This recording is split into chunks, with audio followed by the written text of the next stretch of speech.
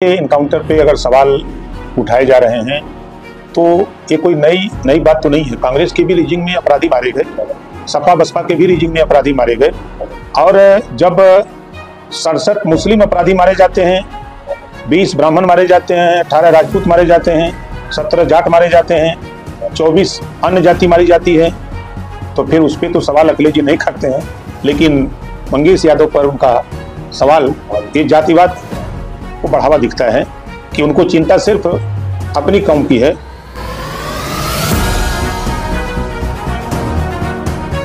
अपराधी है उनके साथ अब लोग आरोप लगा रहे हैं कि जाति देख करके पुलिस के ऊपर फायरिंग हो और पुलिस फूलों की वर्षा करेगी, आधार कार्ड मांगेगी कि आप अपना आधार कार्ड दिखा दो कि हम तब उसके बाद गोली चलाएंगे। इस पे चर्चा नहीं हो रही है कि उस इनकाउंटर में शैलेश राजभर को गोली लगी, जो जिंदगी और मौत से हॉस्पिटल में जूझ रहा है, उस पे तो सवाल विपक्ष के लोग नहीं कर रहे। आरक्षण खत्म करने के नाम पर लामबंद होकर के वोट तो मांगा कि आरक्षण खत्म हो रहा है। अब तो दोनों लोगों की दो भाषा हो गई। एक भाषा अमेरिका में एक नेता एक दल वाला बोल रहा है कि समय आएगा तो हम खत्म कर देंगे, अब वो किस मुंह से वोट मांगने आएगा फिर यूपी में। दोनों एक ही मंच पर होंगे।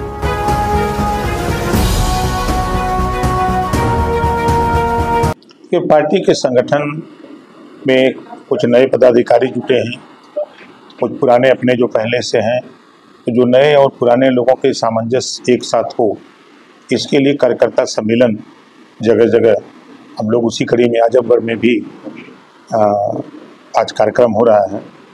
कल मैं अलीगढ़ था लेकिन बरसात हो रही थी, नहीं कार्यक्रम हो पाया। पश्चिमी उत्तर प्रदेश में 4 दिन से लगातार बरसात हो रही है, पूर्वांचल में तो बरसात नहीं है। उसके पहले परसों में था मैनपुरी में, वहाँ भी हला बरसात हो रही है, कार्यक्रम हुआ। तो हम लोग इस कार्यक्रम को जिलेवार अपना कार्यक्रम को चला रहे हैं। इस तरीके से आप जाने जाते हैं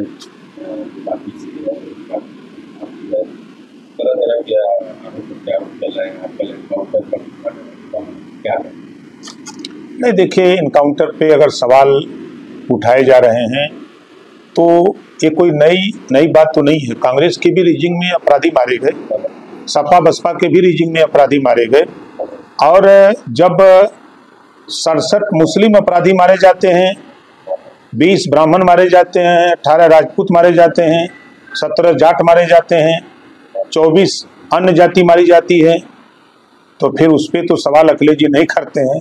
लेकिन मंगेश यादव पर उनका सवाल ये जातिवाद को बढ़ावा दिखता है कि उनको चिंता सिर्फ अपनी कौम की है।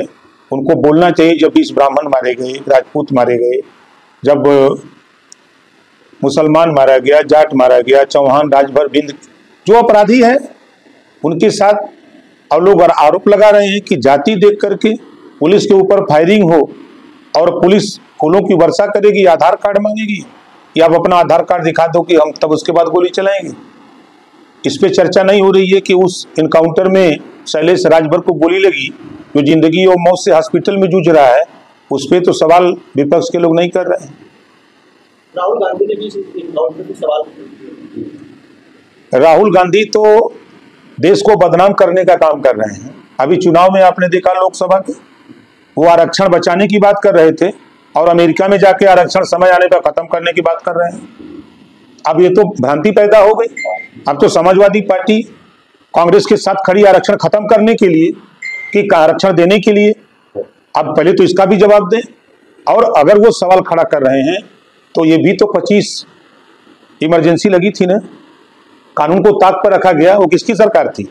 कांग्रेस की सरकार थी।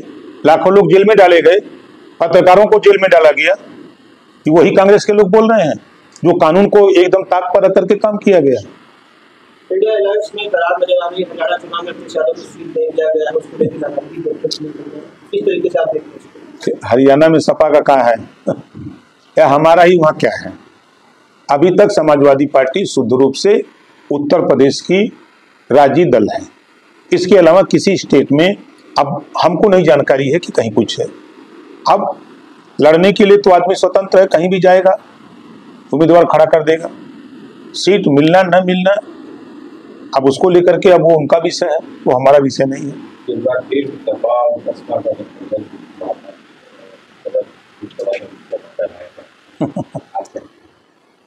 देखिए, राजनीति में हर चीज संभव है। 2 जून की घटना 1995, कोई सोचा नहीं था कि बसपा और सपा एक होंगी, एक हुए। फिर लोगों ने नहीं सोचा था कि फिर एक होंगे, फिर एक हुए। तो राजनीति में क्या होगा कोई ठीक नहीं है, तो उस पर कुछ कहना हम उचित नहीं समझते।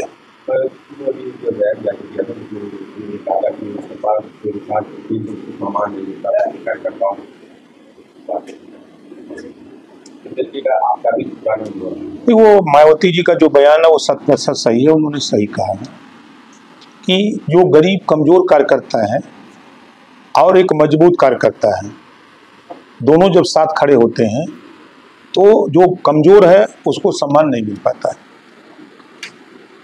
आपका भी हमारा अनुभव हमने भी देखा है कि समाजवादी पार्टी सिर्फ उसका काम अपना विकास है, दुनिया भाड़ में जाए। अभी शुरू किया था पीडीए, शुरू किया था ना। पीडीए समझाते कुछ है, करते कुछ है। पीडीए का मतलब परिवार डेवलपमेंट अथॉरिटी है। 4 बार की सरकार थी। खुद अखिलेश जी 5 साल मुख्यमंत्री थे। 5 साल के मुख्यमंत्री काल में क्या उन्होंने नाई, गोणपाल, प्रजापति, बिंद की वट, मल्ला, राजभर, चौहान, आर्य, कर्कवंशी, बंजारा, बहेलिया, ब्राह्मण, राजपूत, भूमिहार, पटेल के विषय में सोचा? किस पीडीए की बात करते हैं? जब भी मौका मिला समाजवादी पार्टी को तो अति पिछड़ों का, दलितों का, सबका हक लूटने का काम किया है।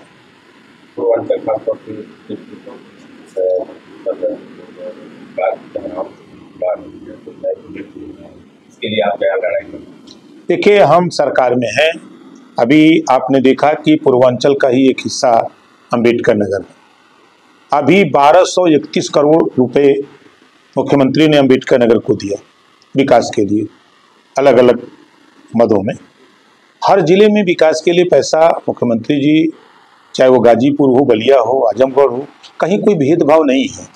अब सिर्फ इतना ये जरूर है कि उस चीज का प्रचार प्रसार हम कितना कर पाते हैं वो हमारे ऊपर निर्भर करता है।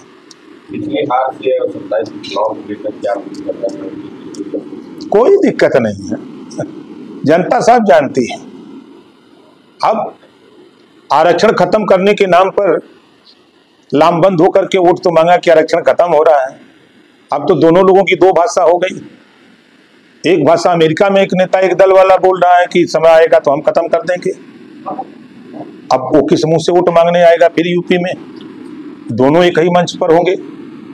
एक कहेगा कि नहीं हम आरक्षण बचाएंगे, एक कहेगा कि नहीं हम खत्म करेंगे। तो जनता सब जानती है।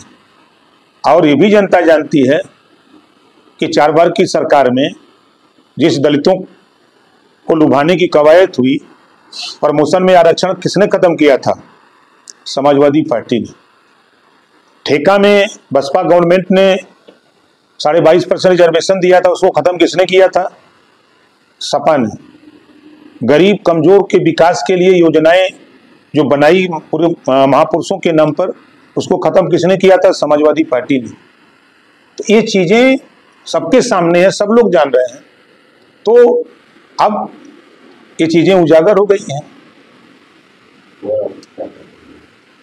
कि हम प्रदेश की जनता से यही कहेंगे कि हम सब लोग मिलकर के प्रदेश के विकास के लिए जो योजनाएं हैं उसका लाभ लें।